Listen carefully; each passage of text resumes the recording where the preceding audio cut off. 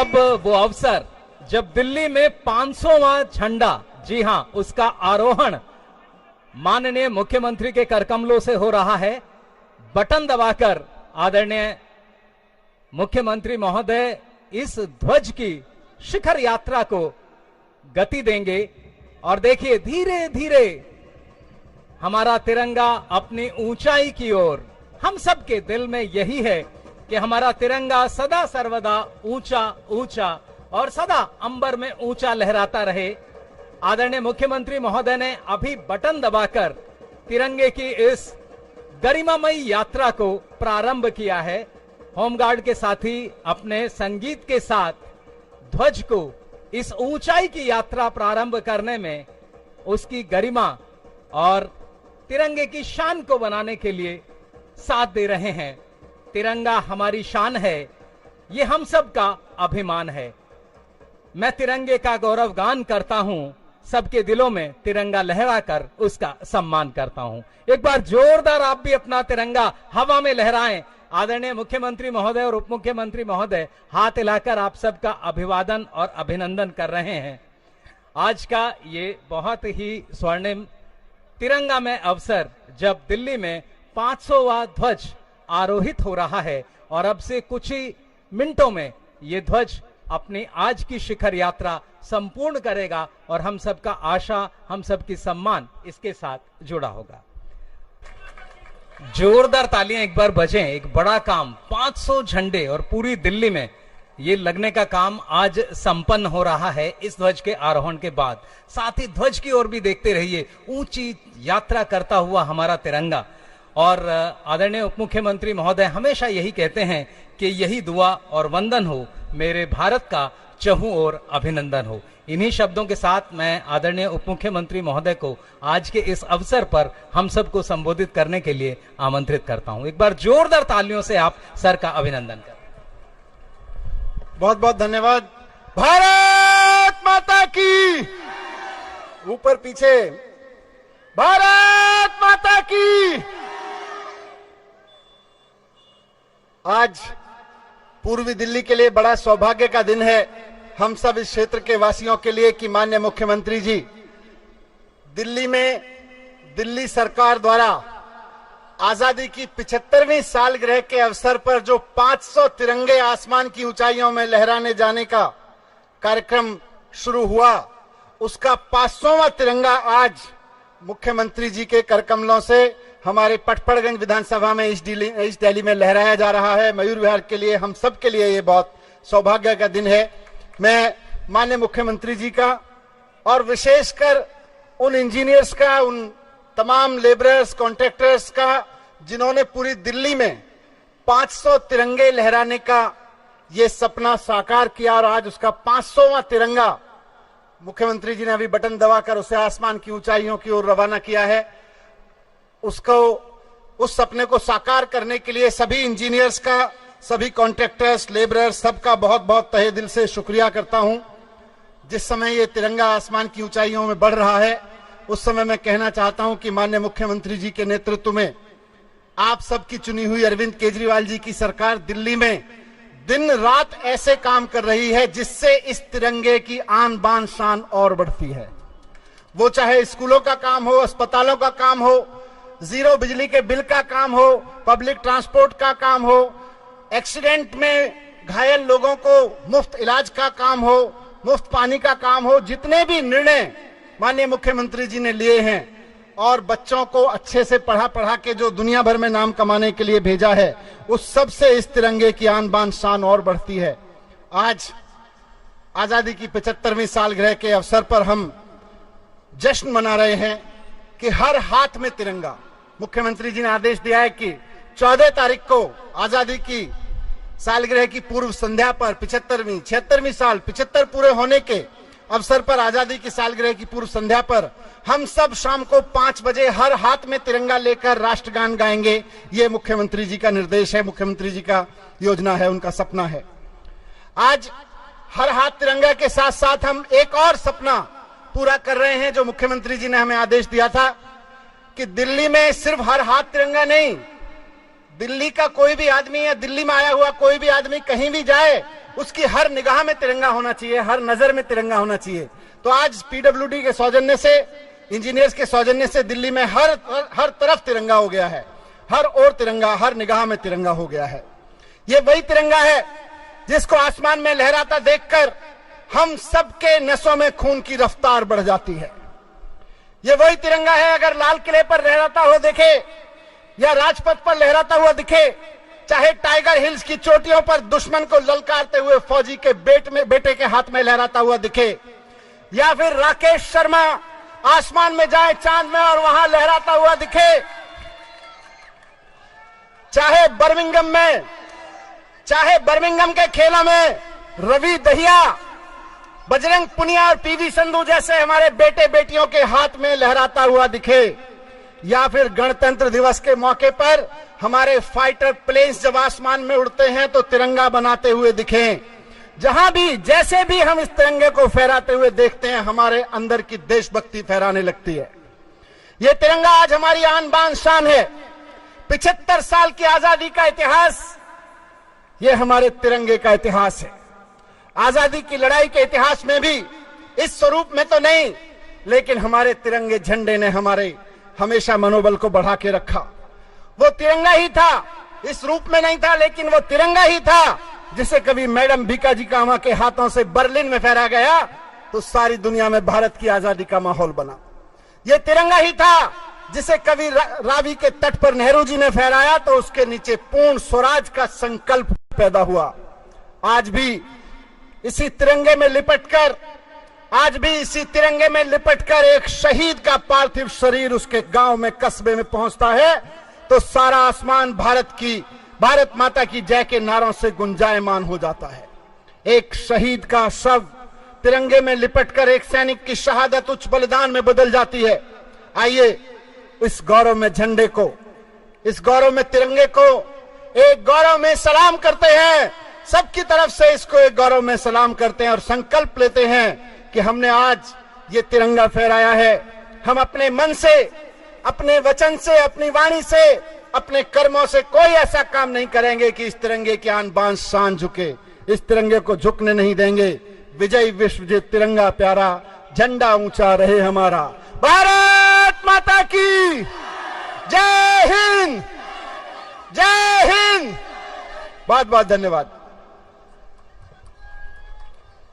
और आप देख रहे हैं तिरंगा अपनी इस ऊंचाई की यात्रा पर आगे बढ़ रहा है। आप लोगों के हाथों में भी जो तिरंगे हों ऊंचे, बिल्कुल आप लोग भी शामिल हो तिरंगे की इस भव्य यात्रा में और तिरंगे की वो उपलब्धियों भरी यात्रा। अगर हम कॉमनवेल्थ गेम्स की ही बात करें तो अभी जो स्वर्ण हमने जीते हैं, जो रजत हमने जीते हैं, जो कांस्य हमने जीते हैं, और जीतने के बाद जब हमारा ध्वज ऊपर जाता है तो वो अपने आप में, अब सर के हाथ में भी तिरंगा, देखिए हर हाथ तिरंगा सर की मुहिम जोरदार। आप सब भी तिरंगे को इस तरीके से लहराएं जैसे हमारे आदरणीय सर लहरा रहे हैं। देखिए तिरंगे की इस यात्रा में हम सब शामिल हैं।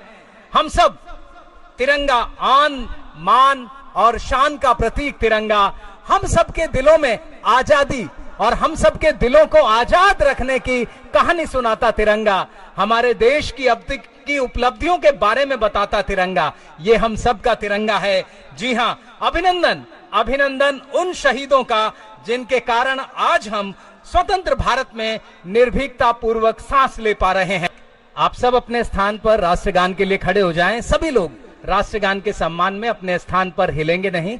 राष्ट्रगान हमारे होमगार्ड के साथी धुन प्ले करेंगे राष्ट्रगान की और हम सब उसमें शामिल होंगे। और अब राष्ट्रगान।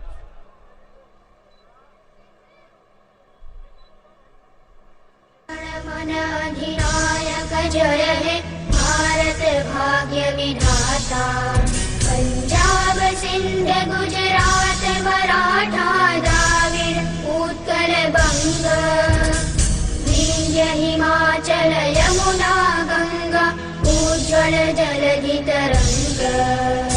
तव शुभ नामे जागे, तव शुभ आशीष मांगे, गाहे तव जय गाथा। जन गण मंगलदायक जय हे भारत भाग्य विधाता। जय हे जय हे जय हे जय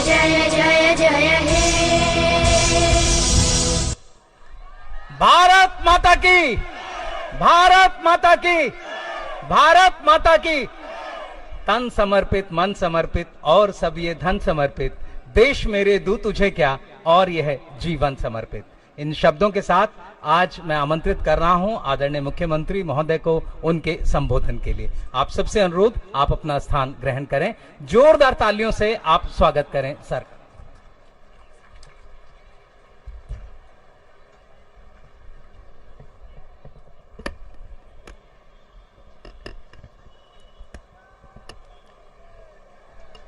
भारत माता की, भारत माता की, इनकलाब, इनकलाब, वंदे, वंदे। आजादी की 75वीं सालगिरह सभी देशवासियों को मुबारक हो। अभी जब हम इस तिरंगे को ऊपर चढ़ते हुए देख रहे थे, कितना शानदार दृश्य था। भगवान करे हमारा ये तिरंगा हमेशा हमेशा के लिए ऐसे ही बुलंदियों पे रहे और ऐसे ही लहराता रहे। और इस तिरंगे की आन बान शान के लिए अगर हमें अपनी जान भी न्यौछावर करनी पड़े तो छोटी बात होगी।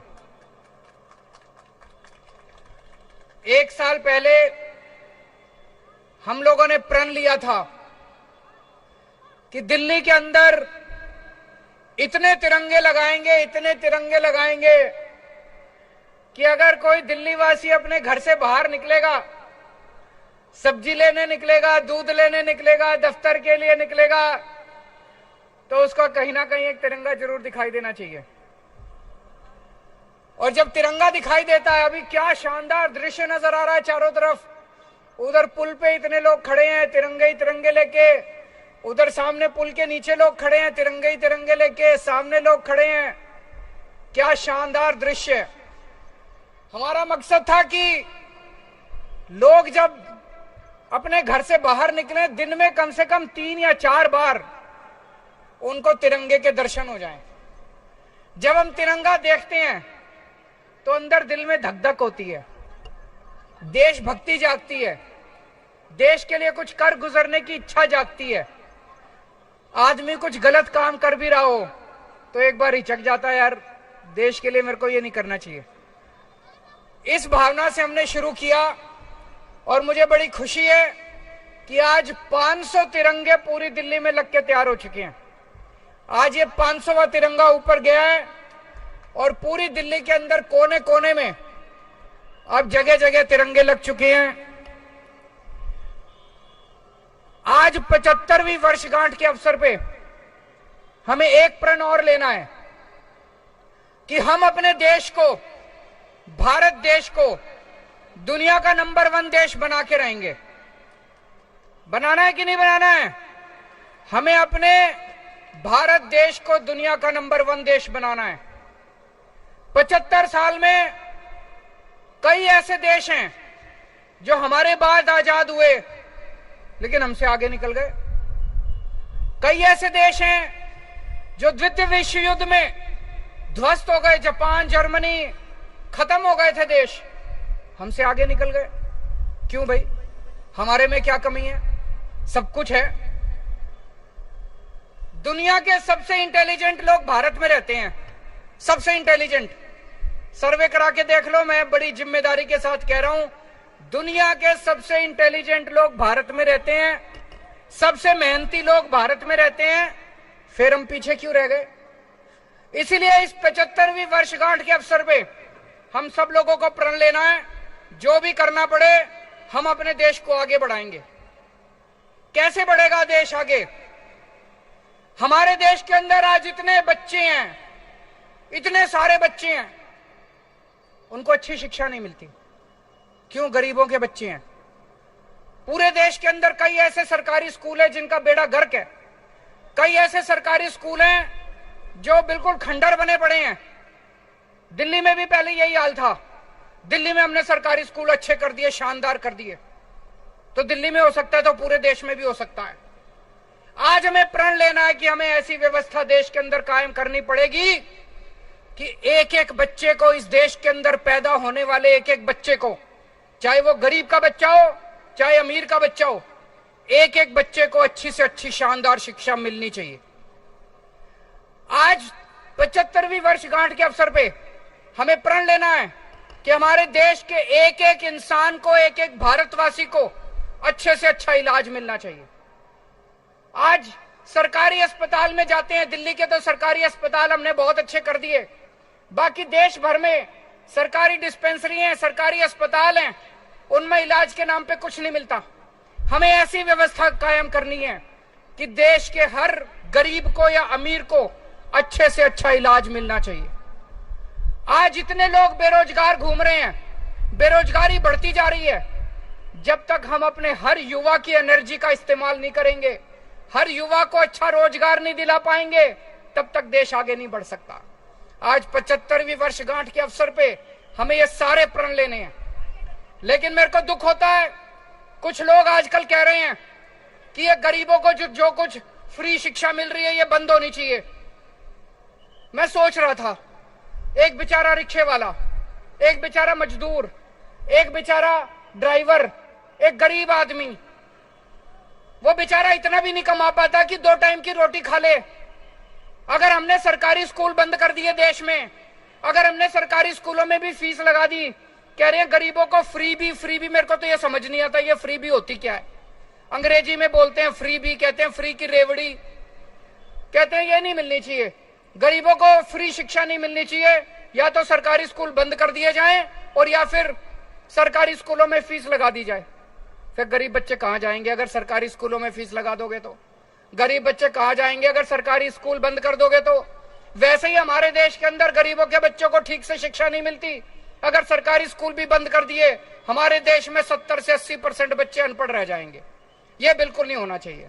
आज आजादी के 75 साल के अवसर पे हमें कसम खानी है कि हमारे देश के हर बच्चे को अच्छी शिक्षा मिलनी चाहिए, हर बच्चे को अच्छी शिक्षा, चाहे गरीब का हो चाहे अमीर का हो। हम दुनिया में 39 देश, अमीर देश ऐसे हैं 39, जहां पे सारे बच्चों को फ्री शिक्षा मिलती है, चाहे अमीर का हो चाहे गरीब, सबको फ्री शिक्षा मिलती है, अच्छी शिक्षा मिलती है। वो अमीर देश कैसे बने? वो इसीलिए बने क्योंकि उन्होंने अपने बच्चों को अच्छी शिक्षा दी। और हम कह रहे हैं हम अपने बच्चों की शिक्षा बंद कर देंगे, सरकारी स्कूल बंद कर देंगे, पैसे लेंगे बच्चों को पढ़ाने के। ये क्या बात हुई? अब ये बात चल रही है कि सारे सरकारी अस्पताल बंद कर देने चाहिए, दवाइयों के पैसे लेने चाहिए, गरीबों से इलाज के पैसे लेने चाहिए। एक बेचारा गरीब आदमी, अगर उसके घर में कोई सीरियस बीमारी हो गई, वो तो इलाज ही नहीं करा पाएगा, प्राइवेट अस्पतालों में कहां घूमेगा वो? तो ये नहीं होना चाहिए। हमारे देश में हर भारतवासी को, इस देश में अगर पैदा हो, उसके बच्चे को अच्छी शिक्षा का फंडामेंटल राइट होना चाहिए, उसके घर के लोगों को इलाज का फंडामेंटल राइट होना चाहिए, रोजगार का फंडामेंटल राइट होना चाहिए। ये इसको फ्री भी और फ्री की रेवड़ियां नहीं कहना चाहिए। हम सब लोगों को मिलकर आज प्रण लेना पड़ेगा कि 75 साल बीत गए, अब और नहीं बर्दाश्त करेंगे, अब तो भारत को दुनिया का नंबर 1 देश बना के रहेंगे। भारत माता की इनकलाब।